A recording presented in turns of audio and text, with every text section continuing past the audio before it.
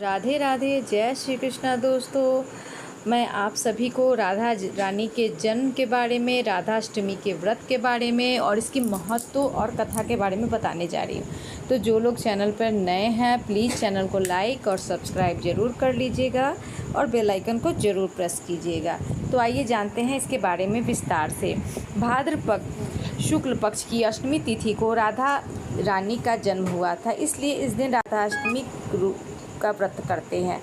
भगवान कान्हा के जन्म यानी भाद्रपद मास के कृष्ण पक्ष की अष्टमी तिथि से ठीक 15 दिन बाद ही राधा रानी का जन्म हुआ। इस दिन भक्तगण व्रत रखने के साथ राधा रानी की धूमधाम से जन्मोत्सव मनाते हैं। मान्यता है इस दिन व्रत रखने से राधा रानी के अलावा माँ लक्ष्मी जी का भी आशीर्वाद प्राप्त होता है। इस दिन राधा रानी के साथ श्री कृष्ण भगवान की पूजा की जाती है। अगर आप जानें कि राधाष्टमी का व्रत अगर आप नहीं कर सकते हैं तो राधा रानी की विधिवत पूजा करके इस व्रत का कथा का पाठ जरूर करें। और जानते हैं आगे कैसे क्या तिथि है। वैदिक पंचांग के अनुसार भाद्रपद शुक्ल अष्टमी तिथि 30 अगस्त रात 10:46 से आरंभ, जो 1 सितंबर के तड़के 12:57 यानी दोपहर को 1 सितंबर पर समाप्त हो जाएगी। उदया तिथि के हिसाब से 31 अगस्त 2025 को रविवार को राधाष्टमी का व्रत रखा जाएगा। राधा अष्टमी पर मध्याह्न काल में पूजा करने का विधान है। राधाष्टमी पर मध्याह्न काल 31 अगस्त को सुबह 10:42 से दोपहर 1:14 तक ये रहेगा। तो आइए जानते हैं इसकी कथा के बारे में। ब्रह्मवर्त पुराण के अनुसार एक समय की बात है, गौलोक धाम जहाँ श्री कृष्ण अपने नित्य विहार करते हैं वहाँ राधा रानी भी श्री कृष्ण जी के साथ निवास करती रहती हैं। एक बार की बात है जब राधा रानी कुछ समय के लिए गौलोक से दूर थी, तब भगवान श्री कृष्ण अपनी एक सखी विरजा के साथ विहार कर रहे थे। जब राधा रानी को इस बात का समाचार मिला तो वो अत्यंत क्रोधित होती तत्काल श्री कृष्ण के पास पहुंची, उनसे कठोर वचन कहने लगी।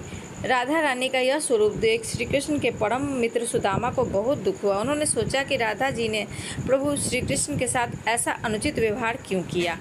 इस कारण क्रोधवश श्री धामा ने राधा रानी को शाप दे दिया कि हे देवी, आपको इस दिव्य धाम गौलोक को छोड़कर पृथ्वी लोक में जन्म लेना पड़ेगा। यह शाप सुन राधा रानी भी सुदामा को श्राप दे दिया कि हे सुदामा, तुम भी राक्षस कुल में जन्म लोगे, वहाँ अपने कर्मों के कारण अंततः मृत्यु को प्राप्त करोगे।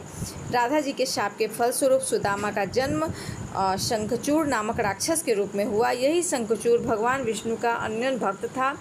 सुदामा का जन्म शंखचूड़ के राक्षस के रूप में हुआ और बाद में भगवान शिव ने युद्ध में पराजित करके उसका वध किया। तब राधा रानी जी क्रोधावस्था में थीं। उनकी सखी विरजा यह दृश्य देख अत्यंत व्यथित हुई, वहाँ से चली गई। वे जाकर नदी के रूप में परिवर्तित हो गई। श्री दामा और राधा रानी के बीच शापिका लीला के बाद भगवान कृष्ण ने राधा रानी को समझा के कहा कि हे प्रिय, आपको पृथ्वी लोक पर जन्म लेना होगा। वहाँ आप वृषभानु जी की और उनकी पत्नी कीर्ति की देवी की पुत्री के रूप में प्रकट होंगी। सांसारिक दृष्टि से आपका विवाह रायन नामक वैश्य से होगा, जो मेरा ही अंशावतार होगा। इस प्रकार पृथ्वी पर आप मेरी प्रिया स्वरूप में रहेंगी, किंतु हमें वहाँ वियोग और मिलन दोनों की लीला का अनुभव करना होगा। और भगवान कृष्ण के वचनों के पश्चात योग माया ने कीर्ति देवी के गर्भ में प्रवेश किया। जहाँ कीर्ति देवी प्रसव पीड़ा से गुजर रही थी, तब योग माया ने वायु के रूप में वहाँ प्रवेश किया। उसी क्षण राधा रानी कन्या रूप में प्रकट हो गई। इस प्रकार राधा रानी का दिव्य अवतरण हुआ और पृथ्वी पर अवतरण के बाद विश्वभानु जी के यहाँ वो एक लाडली पुत्री के रूप में पली बढ़ी। और साथ ही जैसे जैसे वो बड़ी हुई, उनके मन में कृष्ण जी के साथ मित्रता करने की इच्छा हुई। साथ ही साथ फिर आगे राधा रानी और कृष्ण भगवान की जो अमर कथा है हर किसी को पता है। तो इस तरह राधा रानी का स्वरूप श्री कृष्ण भगवान के साथ आगे चलकर अलग अलग होते हुए भी काफ़ी महत्व रखने लगा और राधा कृष्ण की आगे चल के पूजा होने लगी उनकी अन्य भक्ति के कारण।